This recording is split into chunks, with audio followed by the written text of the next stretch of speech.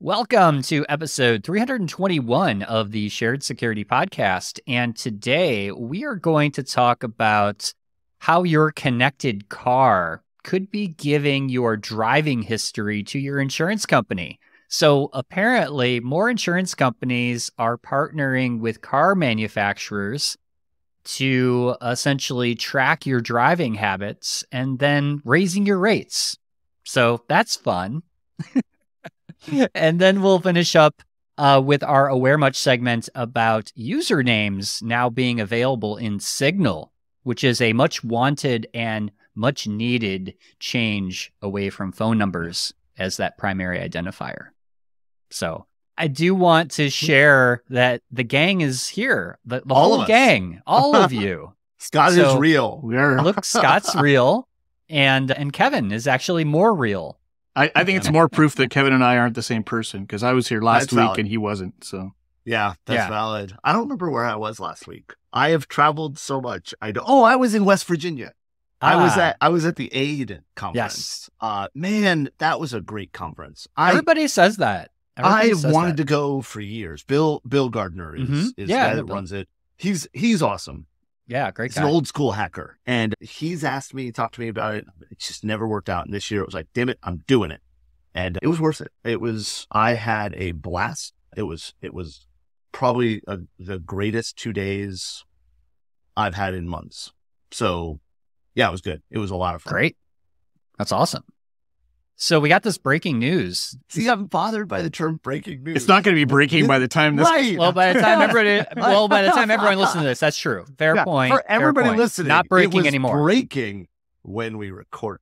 Don't bother sitting down. It's Wednesday, March 13th. This is breaking news. Next week when you listen to this, you'll be like, "What are these idiots talking about?" That's a week old. Yeah. So yes, breaking news. Do we have you need to add one of those breaking teletype sound effects. I'll add that in post. Yeah. Okay, good. But so the House has passed the anti-TikTok bill, which basically is going to force ByteDance, the parent Chinese-owned company of TikTok, to sell TikTok to obviously a U.S.-based company, or it could be Canadian. Who knows? I'm going to put in an offer. Oh, you are? Oh, yeah. Secure ideas? Yeah. You got that kind of cash? $250. Oh. With some zeros? 250 billion? Oh, you can add as many zeros after the decimal place as you want. Oh, okay. What was that dumb movie that the newspaper boy was like, "You owe me $250." You remember, like in the 80s? It was one of those dumb movies that you watch now and you think, "Oh my God, that's what we were raised on." And no wonder we're messed up people. Yeah. So the way I read this is what I understand the law to do, is it says that either ByteDance has to sell TikTok to a US based company, which I think is asinine, or it'll be banned from being used being banned in the app store. In the app stores. Like, I don't know what happens. Like, I've got TikTok on my phone. Obviously I won't get updates, but you know what I mean? Like, I think we are. They'll pull it back off your device, just like they did with the U2 stuff on Apple, and I'm glad they pulled the U2. I was so mad about that because we were all mad. Well, the biggest problem was the space, right? Back then, there wasn't as much space. You needed the space, yeah. Yeah. But let's ignore the First Amendment issues here. Here's what I want to know. Who in Congress is going to acknowledge that we don't have a federal privacy law? We don't have rules or laws against the current data brokering that is going on. I just saw it right after I saw this. I saw that TikTok was being, that the law had passed. I saw a woman on Twitter was posting her mortgage got bought by a company. She didn't sign up. She didn't say to this company, "Can I get a mortgage?" She had a mortgage.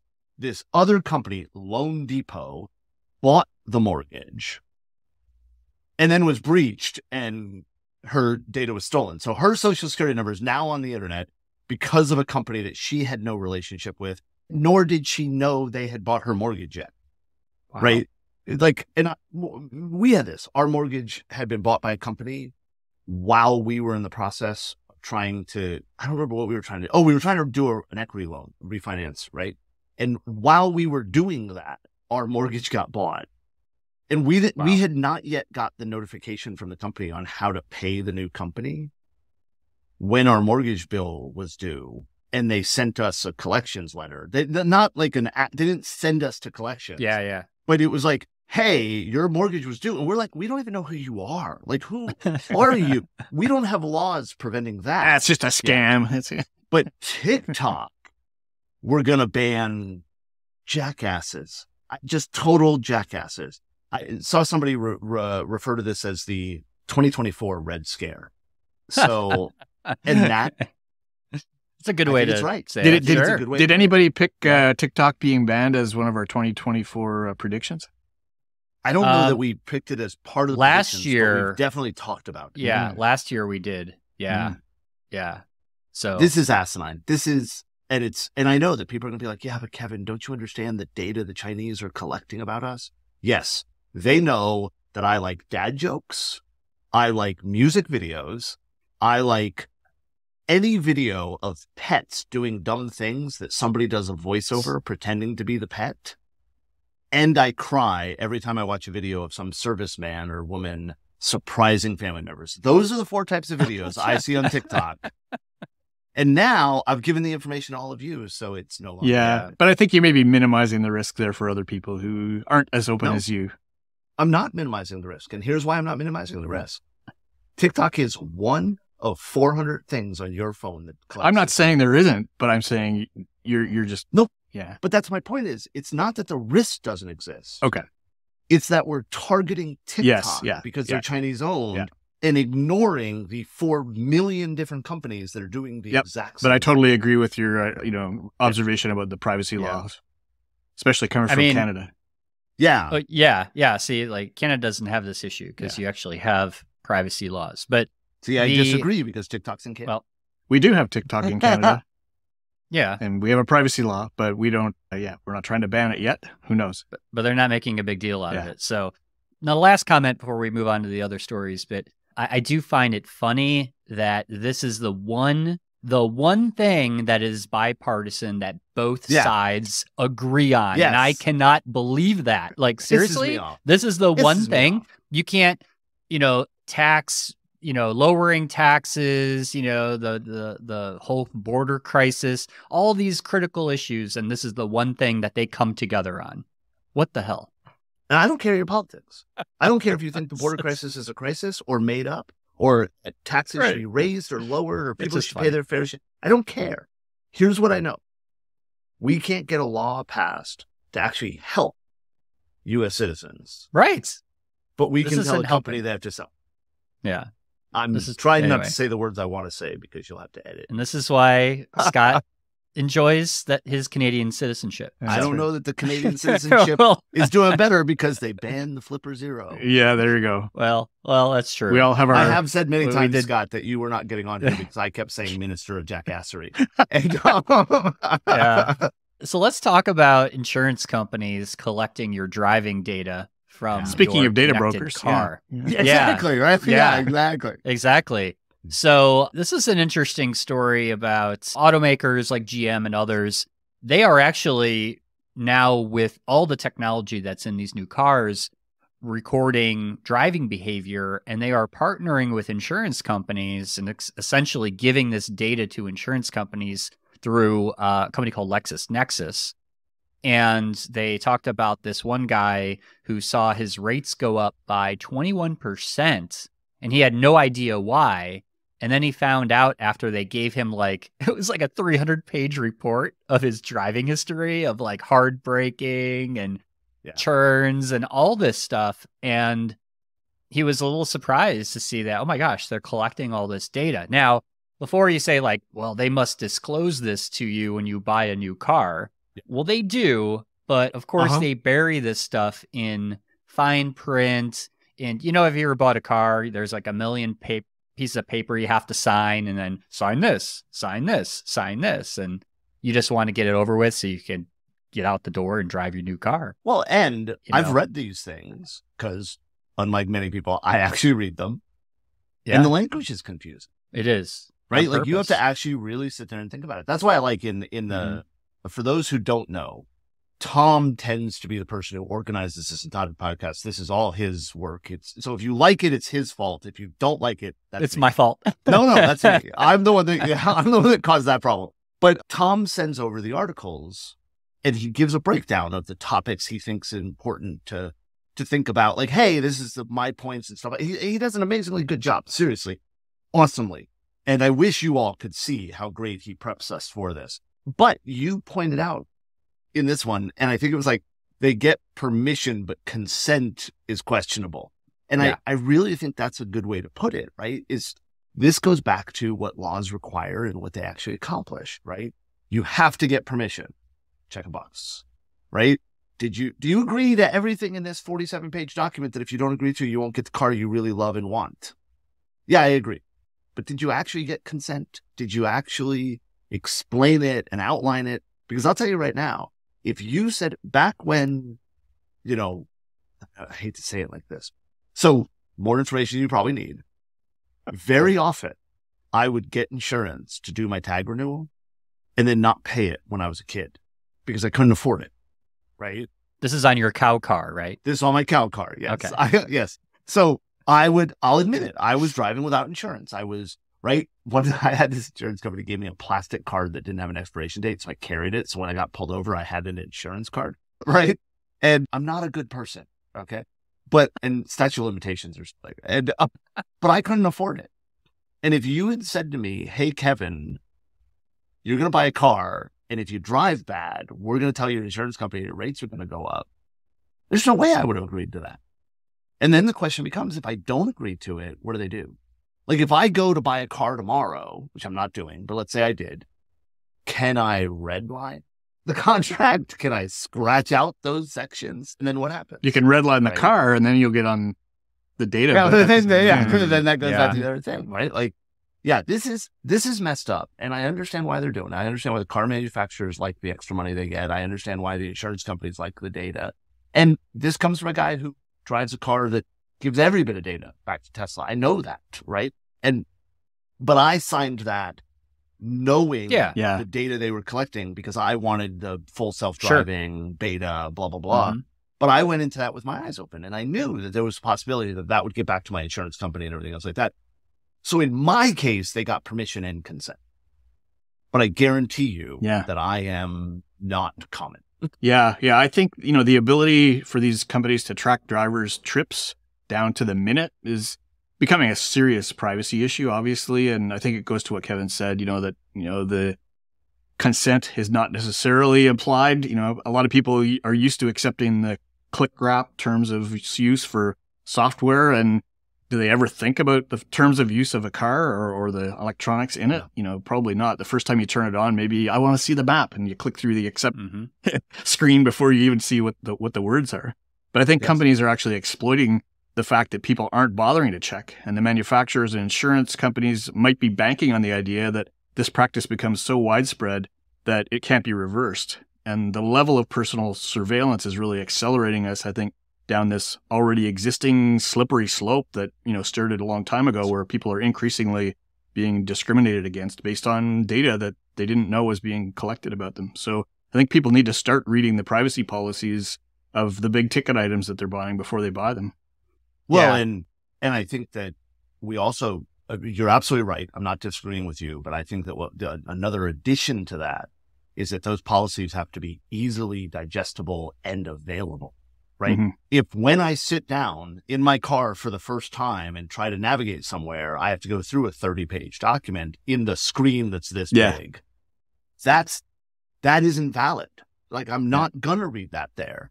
So make it available to me elsewhere in a form that I can handle, work with, deal with, and give me the option to accept or decline. Yep. Right. Like that. Yeah. Opt out. Like I have no problem with my car sending that data back because I've evaluated the risk to me, and the benefit I get from letting it do that is better than the risk it exposes me to in my opinion, for my lifestyle, right? But make that clear to other people. Give them the ability. Tom's car, he should be able to say, no, turn off. Yeah. Right. Well, that's the thing is like, do you have a choice, especially if they're sharing that data with an insurance company that you get your car insurance through? I think a lot of people would say, nope, I disagree with that. But do they even know that? Or do they put the language of like, we send your data to select third parties, yep, and they don't disclose who those third parties are. And then it gets even more complicated. And I guarantee you that the insurance company will say, not the insurance company, the car company will say, well, we have no control over how they use that data. Yeah. Right. We just gave them the data. Yeah. Now I do want to make a point too, that all the insurance companies have like an opt-in kind of app or tracker, right? I know that like when my kids started driving, my insurance company had like some safe driver, app that my kid could run while they're driving the car to keep their insurance low or whatever, right? Like, but that again is something you consent to, you agree to the terms of service. Like that's not what we're talking about here. But I did want to make people aware that these things do exist in an opt-in fashion as well. Are you tired of compromising on security when it comes to managed file transfer? Look no further. Meet Kiteworks, the most secure MFT on the market today. Kiteworks MFT Suite is not just secure, it's FedRAMP Moderate authorized by the Department of Defense since 2017. This means it undergoes yearly audits and continuous monitoring by certified third-party assessors. But that's not all. Kiteworks provides a world-class secure file sharing and email platform. Easy for end users, manageable for administrators. With custom integrations, unified console management, Kiteworks sets the bar high where traditional MFT servers fall short. Step into the future of secure managed file transfer with Kiteworks. Visit kiteworks.com to get started today. That's kiteworks.com to get started today.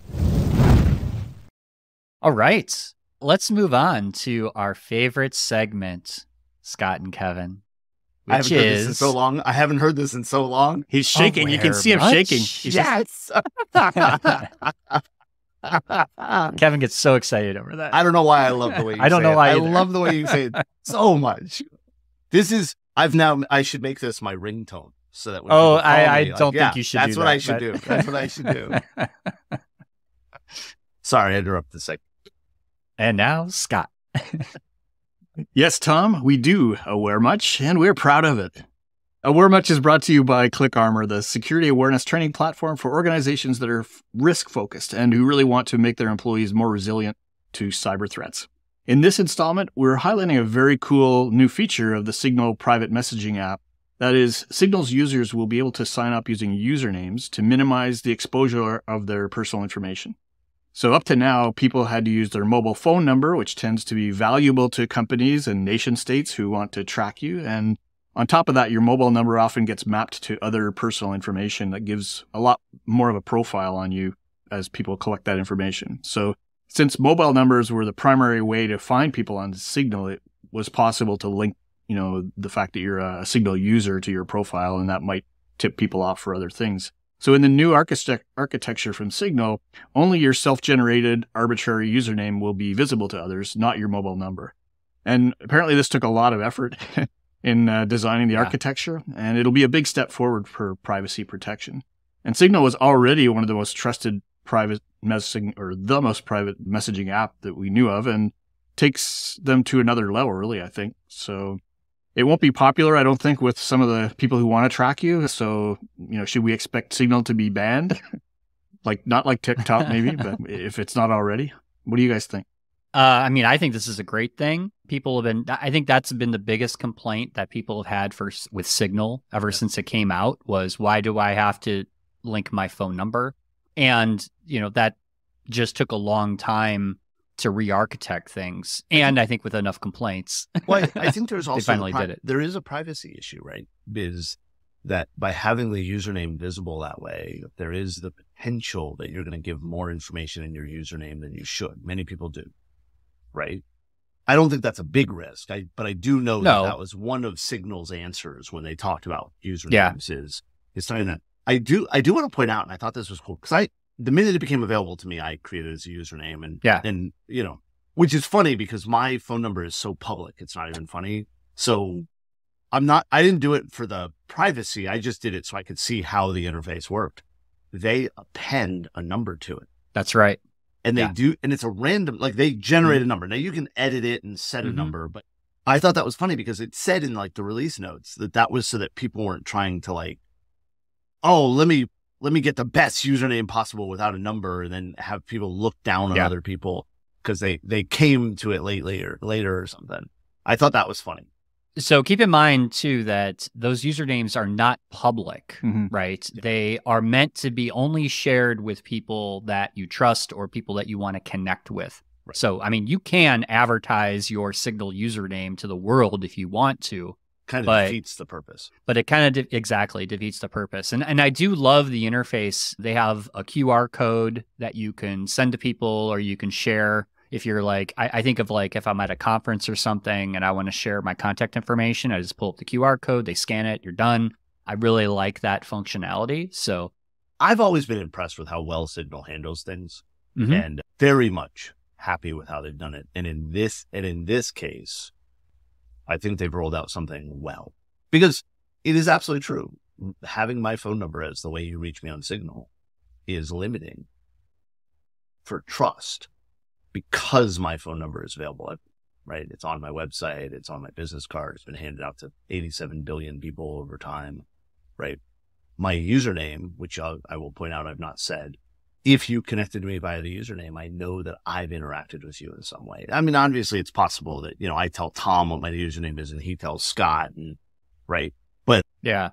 And did you all catch the whole reason that one of the big reasons they did this was because there are governments and countries worldwide that are actually requiring like biometric scans to obtain SIM cards for your phone. Yeah. Like that's crazy. I didn't even know that was going on until I read that. Yeah. That and the targeting, right? Like if you have to have, this is one of the biggest complaints, right? If I'm required to have a phone to use Signal, and I'm required to give a phone number, that there are issues in some areas of the world with that.